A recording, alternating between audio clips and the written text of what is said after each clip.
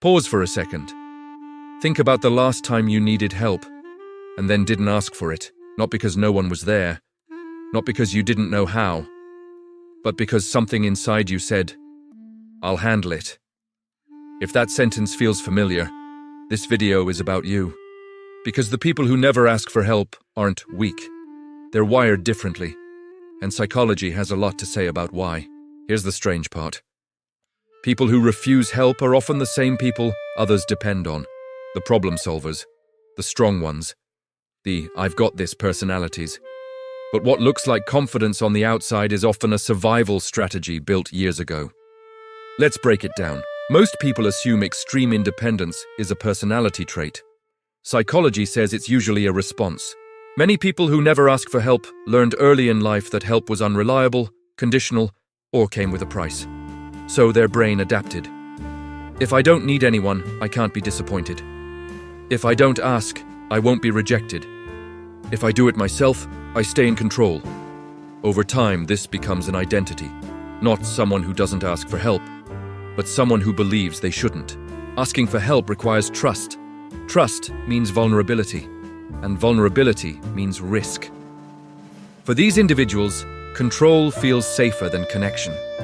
They would rather struggle silently than risk feeling dependent. Psychologists call this self-reliant coping, a mindset where emotional or practical needs are handled internally, even when external support is available. It's not arrogance, it's protection. Here is a fear most people don't expect. People who never ask for help are often afraid of being seen clearly.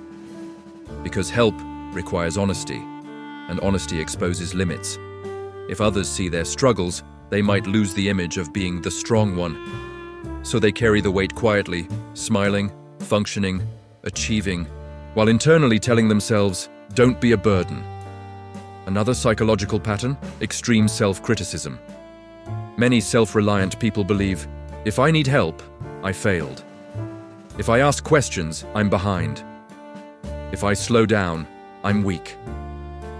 They hold themselves to standards they would never expect from others, and ironically, they're often the first to help everyone else. Here's the twist. Success doesn't cure this mindset, money doesn't, status doesn't. In fact, success can make it worse, because the more capable they appear, the harder it becomes to admit struggle. So they keep going, burning out quietly, handling everything alone, until the weight becomes too heavy to ignore. Psychology is clear about one thing. Humans are not designed to function alone. Chronic self-reliance is linked to emotional exhaustion, anxiety, and deep loneliness, even when surrounded by people. Not because no one cares, but because no one is allowed close enough to help. But here's the part that changes everything. Learning to ask for help doesn't mean losing independence. It means redefining strength. True strength is knowing when support makes you better, not weaker. The strongest people in the room aren't the ones carrying everything alone. They're the ones who know when to carry it together. Asking for help isn't a failure of capability. It's a sign of emotional intelligence. So if you're someone who never asks for help, ask yourself this. Are you being strong, or are you just surviving the way you learned to?